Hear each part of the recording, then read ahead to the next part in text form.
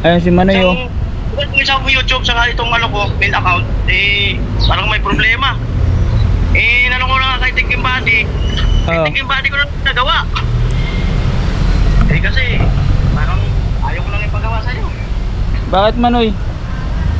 Parang kasing, sorry sa ano parang nawalan kasi ako ng tiwala na ipaayos sa'yo Bakit Manoy? Anong problema Manoy?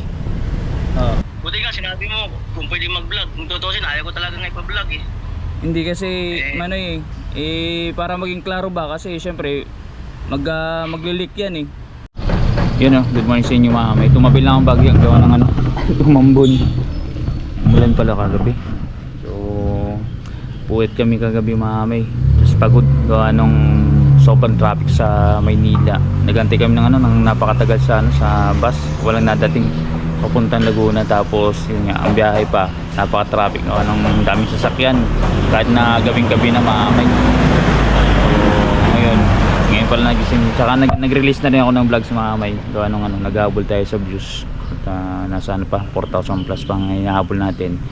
So na lang, 2 araw na lang simula ngayon hanggang bukas na lang po yung pagtatabilit natin ng views. So sa revenue naman mamay, for sure baka makagraduate tayo. So inaantay ko lang update mamaya. Titingnan natin kung ilan pa ba talagang kulang. Tapos the next day sa 16, titingnan natin mamay kung pasok. Alam ko pasok na ako mamay.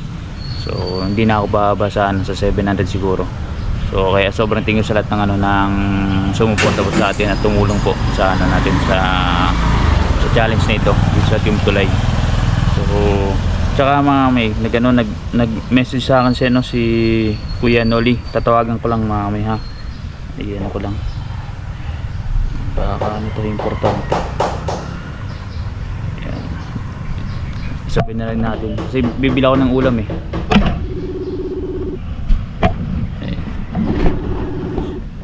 Kaya natin kung sasagot. Baka busy. Ayan si Kuya Noli.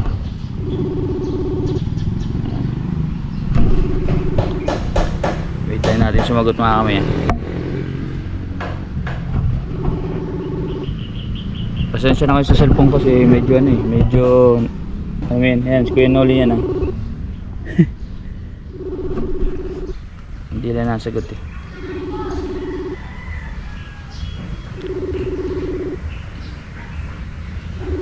aba oy Kuya Noli wala pa pala hindi nasagot man. Baka nag-chicks o baka nandun sa tulay. Hindi lang natin. Hindi siya nagot. So baka busy mami. Wait, check ko lang. Manoy.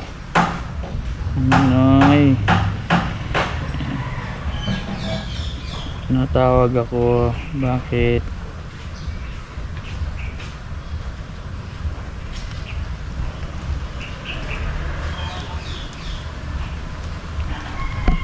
Minessage ko muna mamay.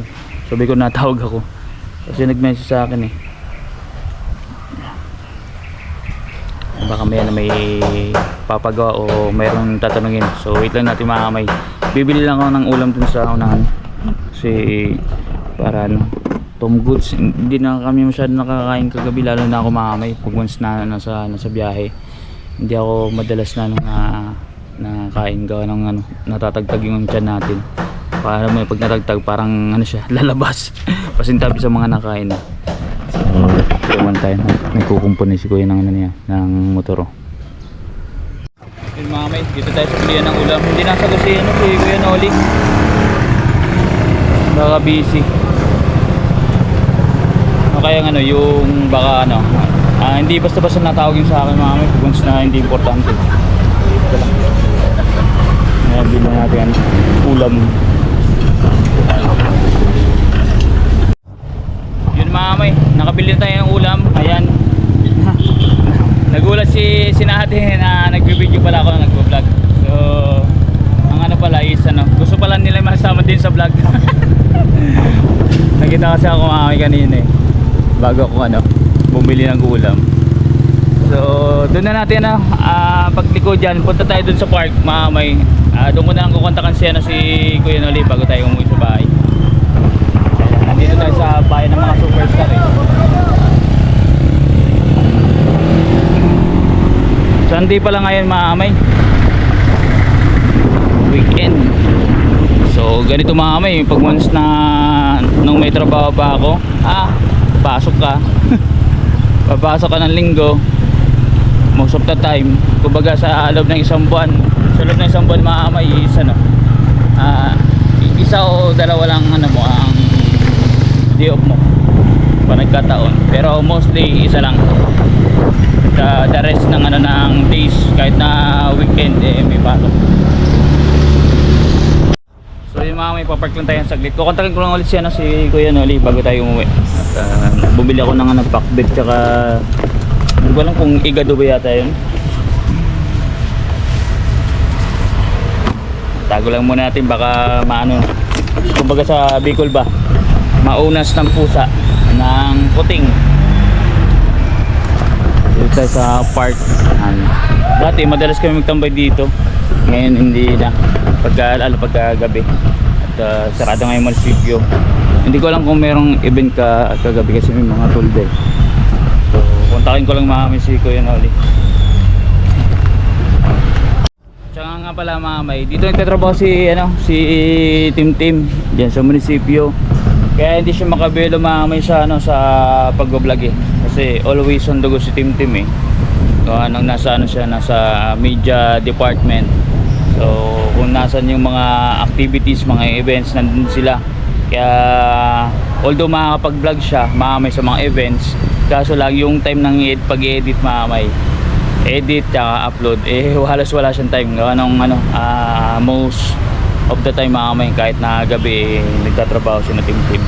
Kaya kung mapapansin nyo, limitado yung niya, yung upload niya sa kanyang channel.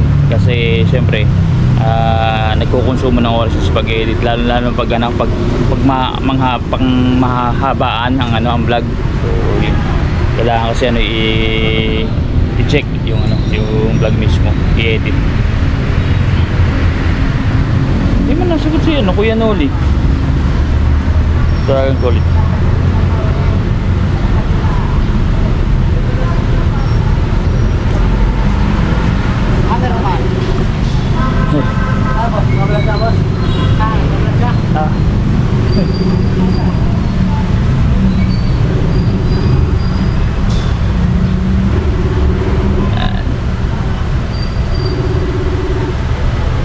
Hello.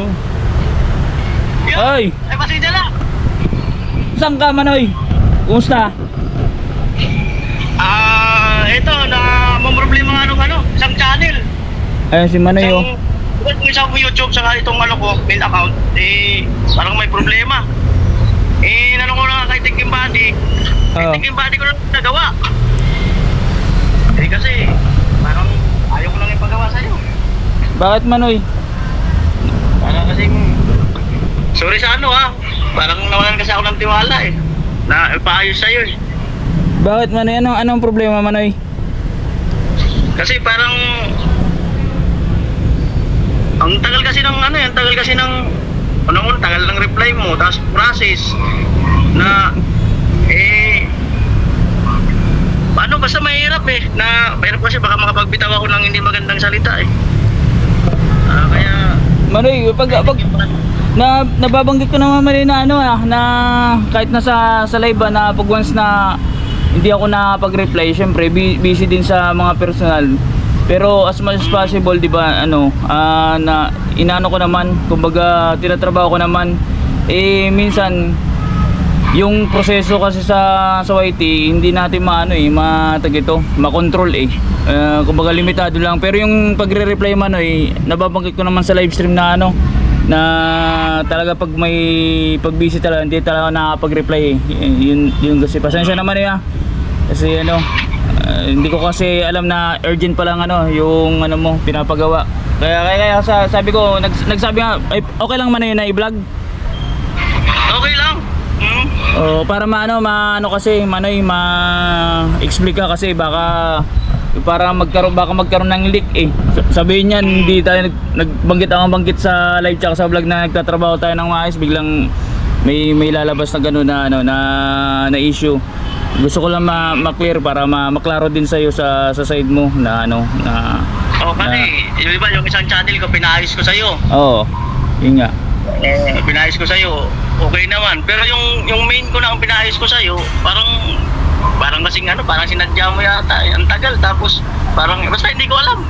Hindi Yung man isang channel na pinagawa ko sa iyo, okay naman eh. Pero yung itong channel na yung pinagawa ko sa iyo, parang wala kang action eh.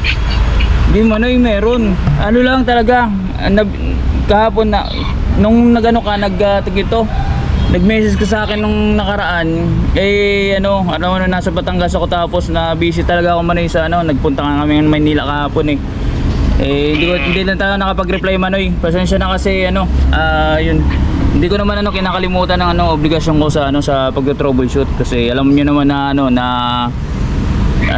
pagka yun lumapit talagang may something na problema, kaya pina-prioritize ko talaga manoy kasi syempre hindi naman kayo hindi na kayo iba sa akin, tapos at the same time yung channel nyo hindi naman biro na, malalaki na yan, established mahirap naman na hindi asikasuhin pag once na may problema. Buti nga kaya nga tinawagan na kita. Buti nga sinabi mo kung pwede mag-vlog. Kung tutusin, ayaw ko talaga nga ipa-vlog eh. Hindi kasi manoy para maging klaro ba kasi syempre magli-leak yan eh. Baka mahirap na na masira sa sa tao. Kasi di ba ilalabas ko puro goods tapos biglang may ganyan. Ayun, pinacheck ko na lang kay Thinking Body. Kasi nga may napapansin ako parang diferensya sa channel ko ngayon eh. Ganun. Ko na lang manoy. I-log out ko na lang ha. Kasi kung pinapa-troubleshoot mo sa iba, tatanggalin ko na muna sa akin. Kasi baka magkaroon ng problema mahirap na. So protocol kasi namin yan Thinking Body pag once na mayroong nagto-troubleshoot na kaya muna, isa lang talaga. Ko lang muna. Pasensya naman kasi na-busy talaga. Pero alam mo naman na ang tagal ko na nagagawa sa iyo Wala naman lalo pagdating sa sa revenue. Never ako naggumalaw ng revenue. Hindi ko pinag-interesan. Tapos kanina kapag tumatawag, tumawag ka rin kanina Kaya nga hindi ko sinasagot kasi mamaya makasakit ako ng damdamin mo eh. 'Di ba? Meron akong masabing hindi maganda, mas mahirap. Kaya hindi ko sinasagot yung tawag mo kanina Manay. Pasensya na Manay pasensya na kasi naabala kita. Kasi alam ko na importante kaya sabi ko nga dito sa vlog kanina na nag-message ka tapos tumatawag ako sa baka busy ka na yung pala ang dahilan bakit hindi mo sinasagot may something pala. Ano pala? Mahirap pala mag-acting. Okay na yan, tama na yan. Lang mga kamay mga kamay, prank lang yun prank lang yun. Hindi totoo yun. wala kayong problema ni Kuya Noli. Kakabay, pasensya na kayo vlog lang ito. Wala kaming issue. Pasensya na kayo para makatulong din tayo sa paghabol niya sa views. Sobrang tingin yung Manay Manay, bago tayo magtapos ng sa tingin mo, may tanong ako Manoy, sa tingin mo mahahabol ka pa kaya sa sa views? Sa tingin mo lang? May mahabol sa views? Hindi kasi lahat naman may kakayanan kasi wala tayong masasabi na mahabol or hindi kasi kumbaga ang lahat kagaya nyo mayroon din kayong hinahabol, siya may hinahabol din. So lahat naman tayo may kakayanan talaga. Pero tingin mo lang nung mga nakaraan kasi hindi ako nakapag-upload ng matino mga 5 days dahil yung bagyo. Sa uwan Yung halos 5 days na wala kasing kuryente, walang wifi. Hindi ako nakapag-upload talaga doon.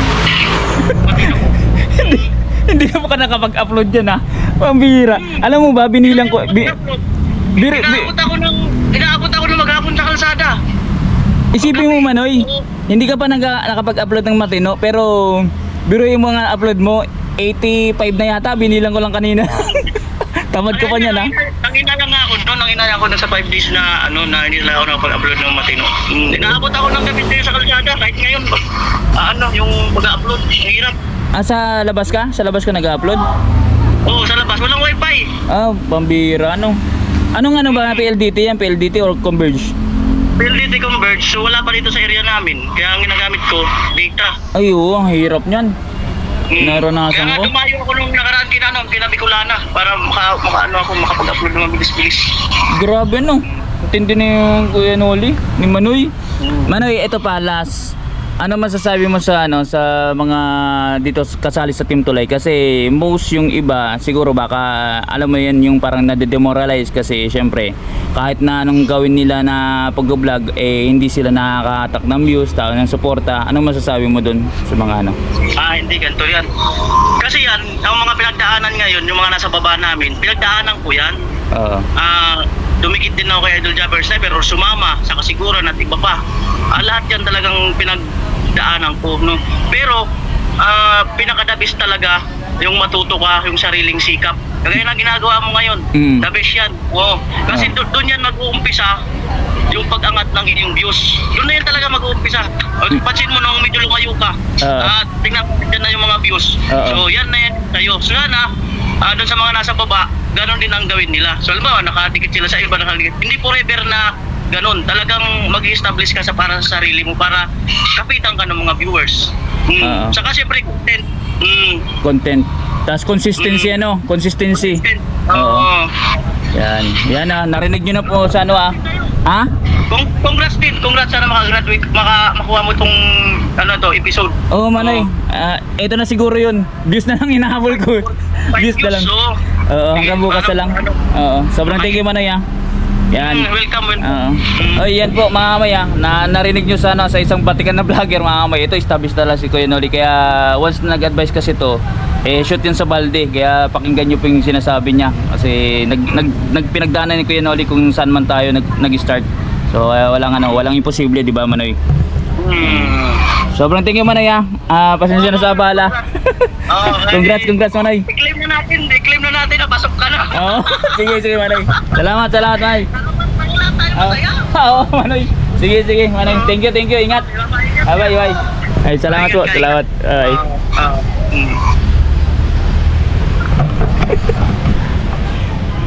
Uy, mamay baka maano kayo. Ano lang yun, prank lang yun Pag once na talaga sa yung mamay naputol parang nag-init pa siya. So prank lang yun mamay. Pag once na kasi sinako yun ulit sina Japper, basta sinakanuto ganun. Pag once na merong problema talaga sa account, nagbe-message sa akin as much as possible kahit na hindi sikit ng mga content creator, as much as possible mga nagre-reply ako. So pag hindi ako nakapag-reply, so ibig sabihin busy ako, may ginagawa ako.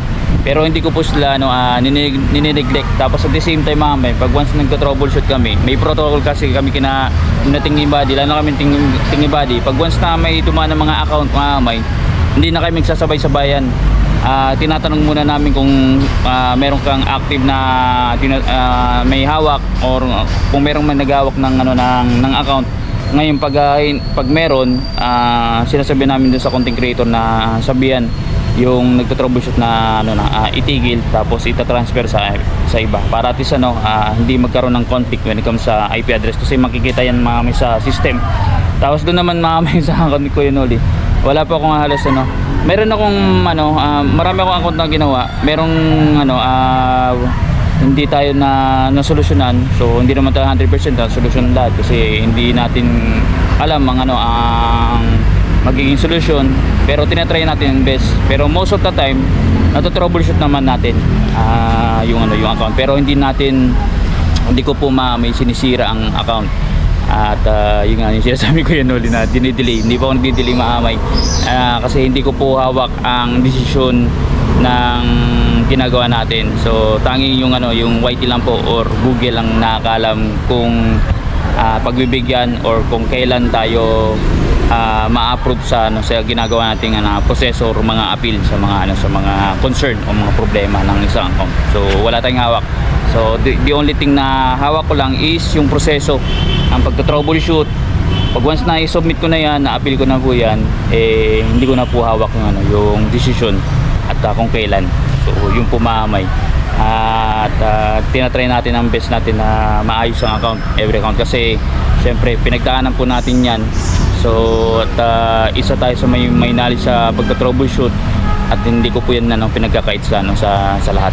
So siguro yung minsan pag mahirap talaga, dati sobrang libre maamay, wala akong pinagbabae, pero ngayon mga pag-once na medyo major ang pinapa-troubleshoot sa akin, may talent fee na, kumbaga may certain fee, pero hindi siya kalakihan tulad kay Kuya Noli.